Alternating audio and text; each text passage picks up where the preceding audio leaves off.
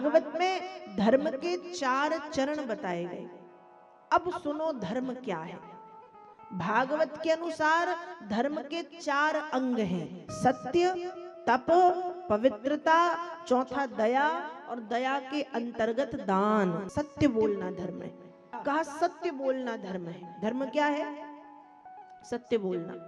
तो पहला कहा सत्य बोलना धर्म है। धर्म न दूसर सत्य समाना, सत्य के समान कोई धर्म नहीं है, नहीं असत्य समपातक पुंजा, असत्य के समान कोई पाप नहीं।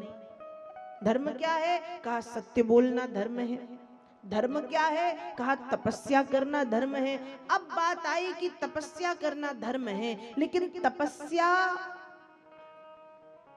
तप करता कौन है या कौन कर सकता है?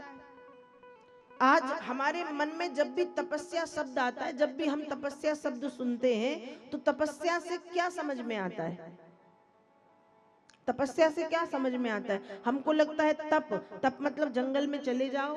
तप क्या है? कहा तप, तप तप मतलब तपस्या। तपस्या मतलब शरीर को तपाना। कैसे तपाना? कहा एक जो विद्यार्थी है, विद्यार्थी मतलब जो पढ़ने वाला बच्चा है, वो पढ़ने वाला बच्चा, वो विद्यार्थी, उसके लिए तपस्या क्या है? कहा उसके लिए तपस्या है पढ़ाई करना। क्या है तपस्या? पढ़ाई करना। मतलब जो काम हम कर रहे हैं, उस काम को विशेष निष्ठा और ईमानदारी के साथ करना ही तपस्या है। धर्म के 4 चरण। पहला चरण सत्य, सत्य मतलब सत्य बोलना। दूसरा चरण तप, तप मतलब तपस्या करना। तीसरा चरण है पवित्रता। तीसरा चरण क्या है? पवित्रता। पवित्र रहना भी धर्म है। धर्म पवित्र रहना मतलब पवित्र कैसे रहे? कहा पवित्र रहो मन से। पवित्र कैसे रहो? मन से। भगवान करे हमको निर्मलता बड़ी अच्छी लगती, हमको पवित्रता अच्छी लगती है। कौन सी पवित्रता? कहा मन की पवित्रता। कौन सी पवित्रता? मन की। मन पवित्र होना चाहिए। तो धर्म का तीसरा चरण बताया पवित्रता। और पवित्रता कौन सी वाली? मन वाली पवित्रता। कौन सी वाली पवित्रता? और धर्म का चौथा चरण है दया, और दया के अंतर्गत आ गया दान।